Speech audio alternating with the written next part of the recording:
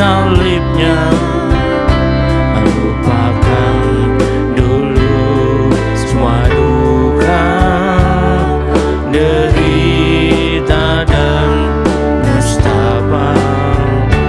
Yesus ada bagi kita, Dia tak pernah tinggalkan, ditanggungnya semua sengsara. Bagi kita yang percaya, bersorak, bernyanyilah, jangan kita putus asa. Kuasanya naungi kita, percayalah padanya.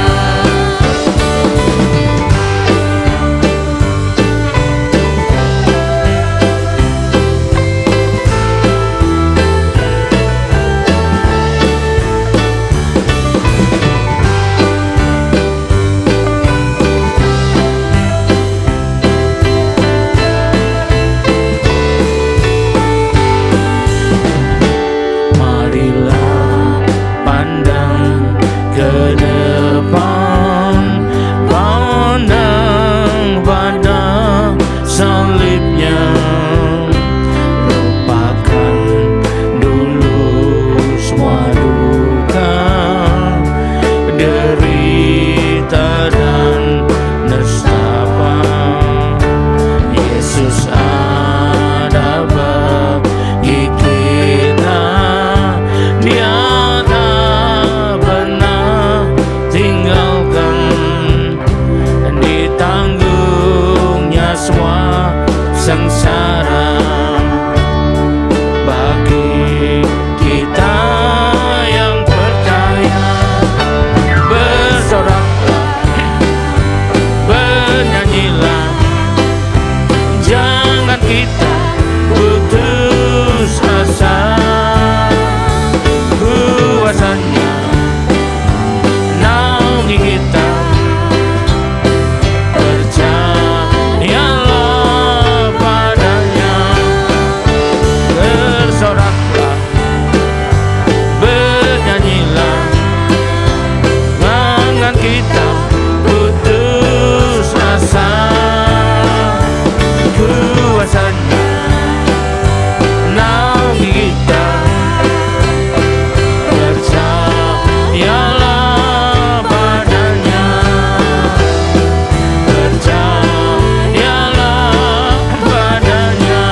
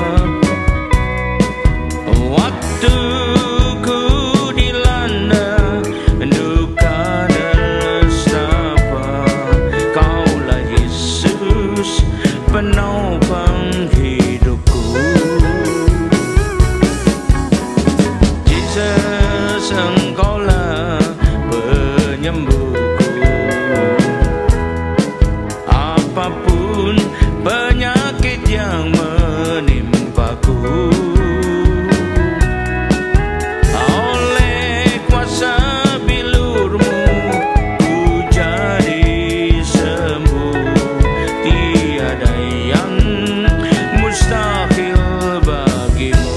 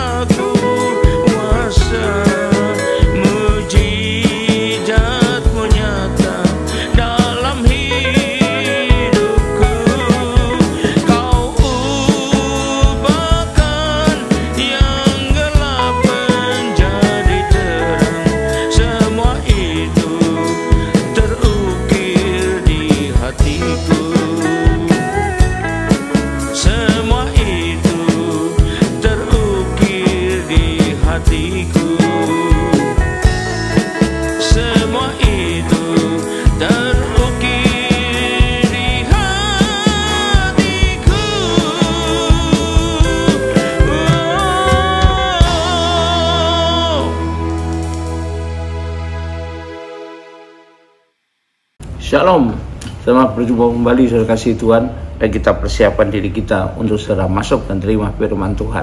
Sebelumnya marilah kita berdoa. Terima kasih Tuhan, kami umat-Mu siap menyambut firman-Mu.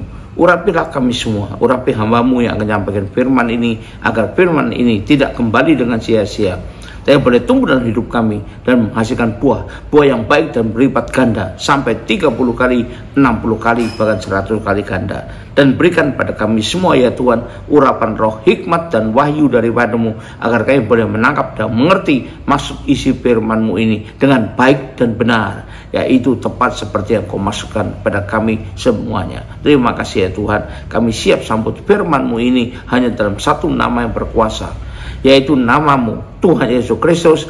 Haleluya, amin. Nah, sekali lagi shalom dari kasih Tuhan. Mari kita siapkan diri kita untuk menerima firman Tuhan. Tema dari firman Tuhan pada saat ini saya pilihkan yang bertemakan buanglah kegelisahanmu. Buanglah kegelisahanmu, ya. Salah satu masalah yang menimpa dan dihadapi oleh semua manusia di dunia ini, termasuk juga orang percaya, adalah kegelisahan yang menimpa mereka, yang meliputi mereka. Nah, banyak yang mengatakan dan menganggapnya sebagai wajar saja, biasa saja, ringan-ringan saja. Katanya, itu kan biasa aja Pak, ya.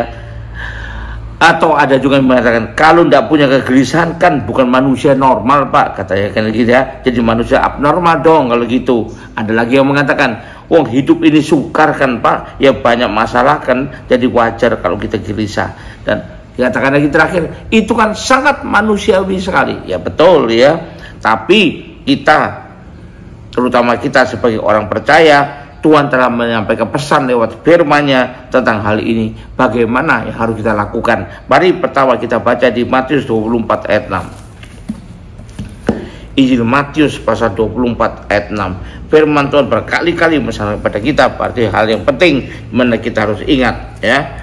Matius 24 ayat 6. Kamu akan mendengar deru perang atau kabar-kabar tentang perang, hal-hal yang menakutkan, hal-hal yang mengkhawatirkan, hal yang menimbulkan kegelisahan, ya. Di bagaimanapun belahan dunia ini kalau ada perang, terutama orang-orang di sekitar itu, di daerah itu pasti merasakan gelisah juga, ya. Tapi firman mengatakan, namun berawas-awaslah, jangan kamu gelisah. Semuanya itu harus terjadi, tapi itu belum kesudahannya. Artinya itu harus terjadi, tidak perlu gelisah. Gelisah juga tidak akan menyelesaikan masalah itu semuanya. Janganlah kamu gelisah, kata firman Tuhan, ya. Kemudian kita lihat lagi di Injil Markus pasal 13 ayat 7. Jadi kalau firman Tuhan malah mengatakan jangan kamu gelisah. Walaupun banyak juga yang mengatakan itu wajar, itu manusiawi sekali, tapi firman Tuhan jelas mengatakan janganlah kamu gelisah, ya. Nah, kita baca Injil Markus pasal 13 ayat ke-7 dikatakan, dan apabila kamu mendengar deru perang atau kabar-kabar tentang perang, janganlah kamu gelisah. Semuanya itu harus terjadi, tapi itu belum kesudahannya. Persis sama seperti ditulis oleh di dalam Injil Matius tadi, ya. Lalu kita baca Yohanes 14 ayat 1. Janganlah gelisah hatimu, percayalah kepada Allah, percayalah juga kepadaku. Jadi gelisah ini seakan-akan sudah bertentangan dengan percaya kepada Tuhan, percaya kepada Yesus. Bukan lagi seakan-akan, tapi berarti bertentangan. Jadi kalau kita percaya, kita jangan sampai gelisah. Kalau kita gelisah, itu menunjukkan bahwa kita kurang percaya, ya. Nah, itu ada Yohanes 14 ayat 1. Salah Yohanes 14 ini ayat ke-27 dikatakan lagi oleh firman Tuhan. Damai sejahtera-Ku tinggalkan bagimu, damai sejahtera-Ku kuberikan kepadamu, dan apa yang kuberikan padamu tidak seperti yang diberikan oleh dunia kepadamu. Nah, janganlah gelisah dan gentar hatimu. Jadi sekali lagi, gelisah itu tidak disukai oleh Tuhan, ya. Janganlah gelisah. Sudah beberapa ayat. Terakhir untuk poin ini kita baca di 2 Tesalonika pasal 2 ayat yang kedua. Supaya kamu jangan lekas bingung dan gelisah, baik oleh ilham roh maupun oleh pemberitaan atau surat yang dikatakan dari kami, seolah-olah hari Tuhan sudah tiba. Apapun juga jangan gelisah, jangan bingung. Kalau ada orang mengatakan, aduh saya bingung terus, nah, itu menunjukkan dia gelisah, dikuasai oleh kegelisahan. Padahal firman mengajarkan jangan gelisah. Jadi kalau kita gelisah terus, kita ini tidak hidup menurut firman Tuhan, ya. Itu dikatakan oleh firman Tuhan. Jadi artinya apa? Janganlah kita terjebak pada hal-hal yang katanya hanya manusiawi, karena manusiawi itu berarti duniawi. Dan hidup yang diliputi oleh kegelisahan adalah hidup yang berbahaya loh, ya. Berbahaya. Kenapa berbahaya? Ratapan 1 ayat 20 mengatakan demikian. Ini ya, ratapan 1 ini kalau orang meratap, ya Tuhan, lihatlah betapa besar ketakutanku. Jadi berarti takut. Betapa gelisah jiwaku, hatiku terbolak-balik dalam dadaku, karena sudah melampaui batas aku mau berontak. Di luar keturunanku dibinasakan oleh pedang, dalam rumah oleh penyakit sampar. Jadi kalau kita itu gelisah menunjukkan kita itu takut. Kalau kita takut menunjukkan kita tidak atau kurang percaya, ya. Harus kita tahu itu hidup yang berbahaya. Lihat, keturunanku dibinasakan oleh pedang, dan di dalam rumah oleh penyakit sampar, dibinasakan oleh penyakit sampar. Itu menunjukkan hidup yang berbahagia. Jadi pertanyaannya sekarang, bagaimana agar kita bisa membuang kegelisahan yang muncul dalam diri kita, ya? Yang pertama, kalau kita ingin membuang kegelisahan supaya kita tidak gelisah lagi, ya, kita tetap tinggal dalam percaya, dalam iman kepada Tuhan, maka firman Tuhan mengajar kepada kita, sekali lagi, kita pertama harus kita sadari bahwa kegelisahan itu adalah karya si jahat dalam hidup kita. Menggodok yang menimbulkan kegelisahan, itu adalah karya si jahat. Pertama kita baca di Filipi 1 ayat 28. Filipi 1 ayat 28 menuliskan kepada kita, ya. Jadi kita lihat apa pesan firman Tuhan pada kita, dan kita hidup berdasar firman Tuhan, bukan berdasar pikiran sendiri saja. Ayat 28 mengatakan, dengan tiada digentarkan sedikit pun oleh lawanmu, ya, membuat kita gentar. Berarti lawanmu itu juga yang akan menimbulkan kegelisahan pada kita.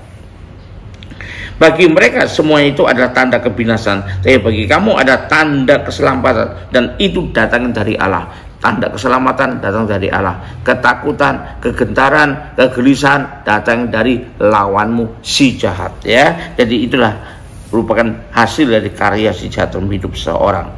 Berikutnya kita baca Kisah Rasul 15. Kami telah mendengar bahwa ada beberapa orang di antara kami yang tiada mendapat pesan dari kami, telah menggelisahkan dan menggoyangkan hatimu dengan ajaran mereka. Nah ini ya, orang bisa gelisah, bisa goyang hatinya karena ajaran-ajaran yang di luar firman Tuhan, yang di luar Injil yang asli. Jadi itu adalah karya si jahat, karena ajaran yang lain itu juga adalah karya si jahat, ya, pekerjaan si jahat. Berikutnya kita lihat lagi Kisah Rasul 17 ayat 13.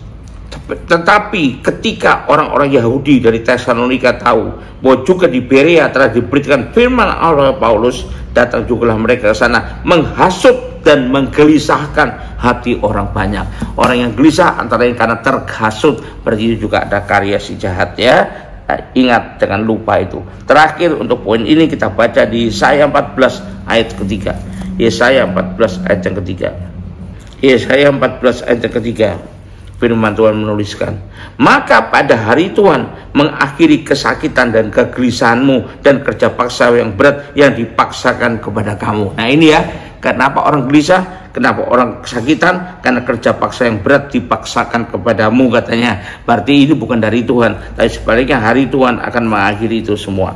Jadi kita tahu, dengan demikian Tuhanlah yang akan bisa membebaskan kita daripada kegelisahan ini. Bukan kita sendiri, tapi kemauan kita harus ada, iman kita harus ada. Kita baca lagi Yesaya 14 ayat 3 ini, ya. Maka pada hari Tuhan mengakhiri kesakitan dan kegelisahanmu dan kerja paksa yang berat yang dipaksakan kepadamu. Ya, ini yang pertama. Yang kedua kita baca pasal 28 dari Yesaya ini ayat ke-16. Sebab beginilah firman Allah. Beginilah firman Tuhan Allah, sesungguhnya aku meletakkan sebagai dasar di Sion sebuah batu yang teruji. Dasar apa? Batu apa yang jadi dasar? Itulah Tuhan Yesus, ya. Sebuah batu penjuru yang mahal, suatu dasar yang teguh. Siapa yang percaya tidak akan gelisah. Nah ini perhatikan, siapa yang percaya kepada Yesus tidak akan gelisah. tidak akan bingung-bingung terus. Jadi kalau kita gelisah, kalau kita bingung, itu membuktikan bahwa kita tidak percaya atau belum percaya kepada Tuhan. Buktikanlah iman percaya kita, bangkitkanlah iman percaya kita kepada Tuhan Yesus. Siapa yang tidak percaya, dia akan gelisah. Nah ini ya, ini jelas firman Tuhan, tidak bisa dibantah-bantah lagi ya. Hanya Tuhan yang bisa membebaskan kita. Kalau kita percaya pada Tuhan, berarti gelisah kita hilang, bingung kita sirna semua ya. Yang ada damai sejahtera pada diri kita. Maka tolaklah kegelisahan itu, tolaklah kebingungan itu, tolaklah kecemasan itu di dalam nama Tuhan Yesus ya. Dan kita perkataan itu dengan iman ya, iman kita kepada Tuhan Yesus, dan ini adalah juga sesuai dengan kehendaknya dan perintahnya pada kita yang tadi kita baca semua terus. Jangan gelisah, jangan gelisah, jangan gelisah, jangan bingung, jangan cemas. Nah, kalau kita mau tinggal terus dalam kebingungan, bingung terus, cemas terus, itu menunjukkan kita tidak mau mengikuti firman Tuhan ya. Bukan saja belum, tapi tidak mau. Nah ini ya repot ya. Berikut yang kedua, bagaimana supaya kita bisa membuang kegelisahan kita, membuang kecemasan kita, membuang kekhawatiran kita, membuang kebingungan kita. Yang kedua adalah menyadari bahwa kegelisahan itu tidak akan pernah mengurangi sedikit pun, sejengkal pun masalah yang sedang kita alami, tapi malah menambah masalah itu, malah mengganggu hidup kita, bahkan merusak kehidupan kita ya. Dan harus tahu, tidak akan pernah mengurangi sedikit pun, tapi malah nambahi ya. Ya, kita bisa baca Amsal 17 ayat 22. Hati yang gembira adalah obat yang manjur. Berarti kalau tidak gelisah, tidak cemas, tidak bingung, tidak khawatir, itu adalah obat yang manjur, mendatangkan keuntungan bagi hidup kita ya. Tapi semangat yang patah, kenapa patah? Karena gelisah, karena takut, karena cemas, karena khawatir, karena kebingungan dan lain sebagainya. Itu adalah mengeringkan tulang. Jadi kalau kita banyak orang sakit karena terlalu cemas, terlalu khawatir, terlalu gelisah dan sebagainya, itu adalah sudah diingatkan. Dan kita tahu, memang kita tahu kan, kalau kita gelisah terus, kalau kita khawatir terus, kalau kita takut terus, maka kita jadi stres. Dan hasil dari stres pertama adalah sakit mah. Kedua bisa timbul kemudian gangguan jiwa dan sebagainya, dan banyak penyakit lain ya. Makanya janganlah stres, janganlah gelisah ya. Kalau kita baca lagi di Perjanjian Baru di 1 Korintus 8 ayat 12, jadi firman Tuhan ini jelas mengajar kita dan memberitakan kita, jangan gelisah terus, jangan gelisah lagi, jangan khawatir lagi, jangan cemas lagi, jangan bingung-bingung terus ya. 1 Korintus 8 ayat ke-12. Nah, jika engkau salah demikian berdosa terhadap saudaramu dan melukai hati mereka, nurani mereka yang lemah, maka engkau pada hakikatnya adalah berdosa terhadap Kristus ya. Kita harus tahu. Jadi jangan sampai menimbulkan kegelisahan. Jadi kalau kita ingin kesehatan kita tidak terganggu, malah makin baik, maka hati yang gembira, hati yang bersukacita, hati yang penuh damai sejahtera, itu obatnya. Tapi bila kita mau membuat kesehatan kita terganggu atau membiarkan kesehatan kita terganggu, maka itulah gelisah itu dipelihara terus ya. Kita lihat akibatnya apa? Sakit lambung, bahkan juga sampai kepada sakit jiwa, mengganggu studi kita. Kalau kita studi terganggu, kenapa? Karena kita tidak bisa belajar dengan baik, hilang konsentrasi, jadi nggak bisa belajar mendapat hasil yang baik juga ya, maksimal. Atau mengganggu karir kita, pekerjaan kita, karena kita tidak konsen, maka hasil kerjaan kita tidak jadi baik, dan kita akan banyak mendapat teguran, banyak bahkan kemerosotan pangkat, bahkan terbesar bisa dipecat dari kerjaan, kehilangan kerjaan. Kalau kita berdagang bisa rugi dan sebagainya ya. Karena kita tahu bahwa kegelisahan itu membuat semuanya bisa terabaikan. Pikiran dan kecerdasan kita terkontaminasi oleh kegelisahan, sehingga akhirnya tidak jalan dengan baik lagi ya.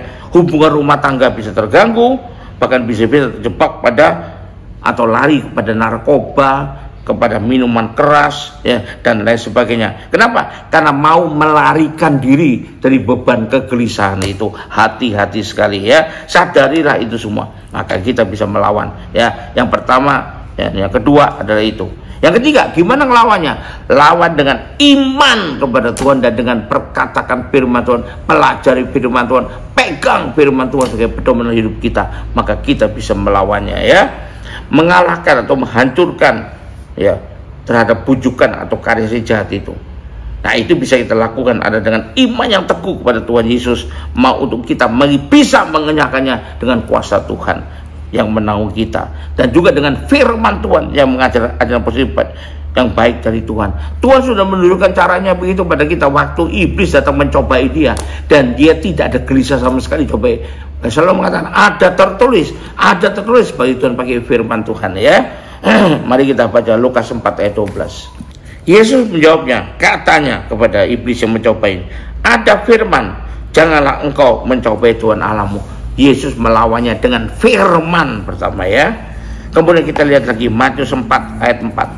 Tapi Yesus menjawab, ada tertulis, manusia hidup bukan dari roti saja, tapi dari setiap firman yang keluar dari mulut Allah. Jadi kalau tidak pakai firman, istilahnya hidupnya cacat, hidupnya terganggu, hidupnya berkurang, bahkan tidak bisa hidup lagi. Maka kita pakai firman dan iman kita kepada Allah. Yang terakhir kita baca ayat 10 lagi, ya. Dari Matius 4 ini.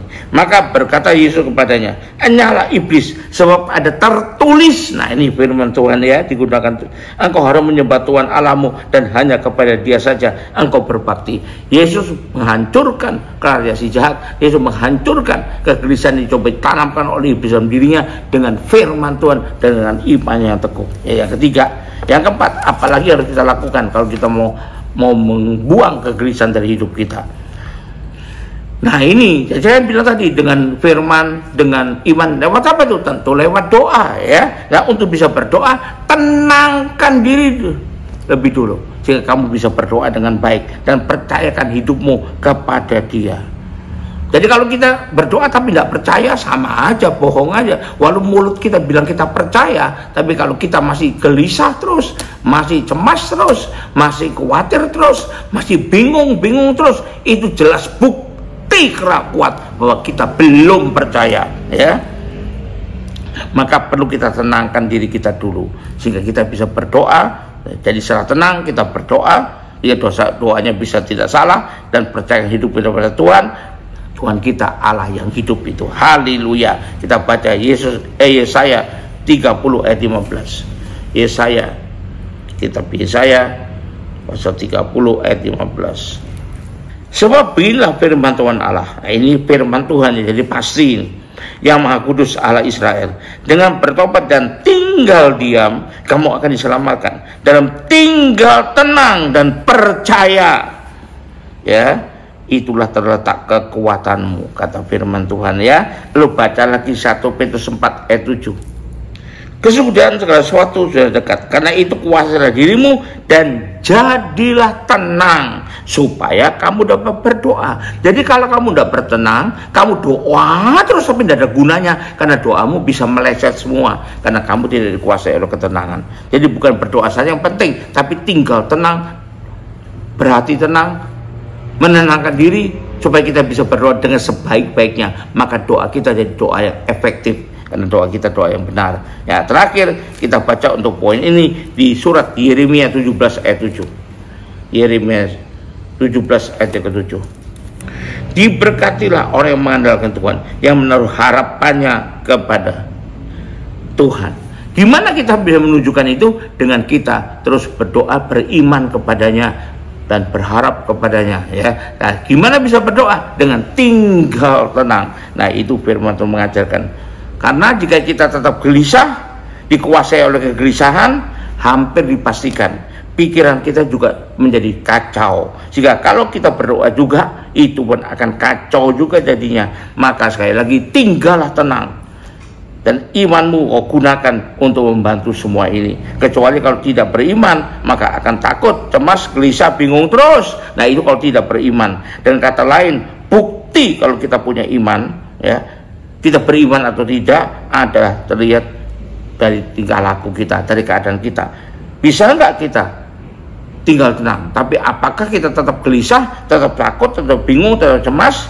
Nah, atau sebaliknya bisa tenang? Kalau kita bisa tinggal tenang, itulah bukti bahwa kita beriman. Kalau tidak, bukti juga bahwa kita kurang beriman. Jadi haleluya, puji Tuhan. Maka kita pelihara iman kita, wujudkan iman kita. Bukan cuma perkatakan, juga cuma merasa-rasa kita beriman, tapi sebetulnya kita belum beriman, terbukti dari kehidupan kita. Jadi buanglah kegelisahanmu, karena itu nggak sesuai dengan apa yang Tuhan ajarkan pada kita. Haleluya, puji Tuhan. Mari kita akhiri ibadah ini dengan berkat dari Tuhan. Angkatlah kedua tanganmu, kembalilah ke aktivitas masing-masing dengan berkat terbaik dari Allah Bapa di sorga, dengan kasih karunia dan damai sejahtera dari Yesus Kristus Tuhan kita, juga dengan persekutuan, pertolongan, penghiburan, kekuatan, terutama urapan Roh Kudus yang membangkitkan iman kita, buat kita bisa tinggal tenang, agar kita bisa berdoa dengan baik. Dan itu akhirnya menyertai kita mulai saat ini sampai sepanjang tahun ini, sampai Maranatha, Tuhan sudah datang kembali, second coming,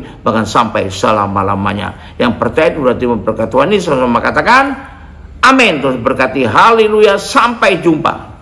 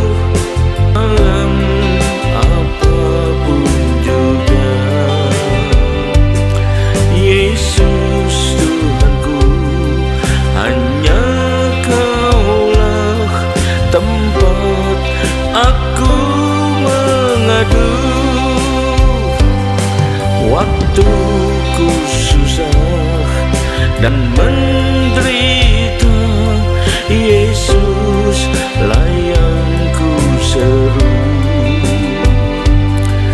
Waktuku jatuh dan terluka, Engkau lah penolongku. Ku ingin selalu tinggal di dalam hadirat-Mu, Tuhan, merasakan damai sejahtera yang tak tergantikan. Yesus, Kau Tuhan, ditinggikan sampai